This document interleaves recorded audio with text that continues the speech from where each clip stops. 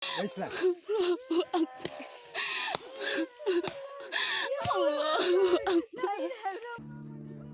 Detik-detik penyadap karet tewas dililit ular piton menjerit minta tolong. Detik-detik Sangadah, penyadap karet di Desa Sukajaya, Kecamatan Bayung Lencir, Kabupaten Musi Banyu Asin, tewas dililit ular piton alias sanca kembang pada Jumat 7 April 2023 pagi. Kejadian penyadap karet di Musi Banyu Asin tewas dililit ular sanca kembang menggegerkan warga Desa Sukajaya, Kecamatan Bayung Lencir, Kabupaten Musi Banyu Asin. Kadis Sukajaya Sunarto menyampaikan Sangadah diketahui berangkat ke kebun sekitar pukul 7.30 waktu Indonesia Barat.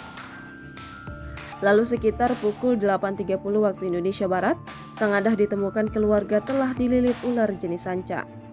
Saat ditemukan, korban yang mengenakan baju kaos putih lengan panjang dan celana training merah marun dengan list putih tersebut sudah terbujur kaku dengan ular sanca membelit di bagian kaki korban.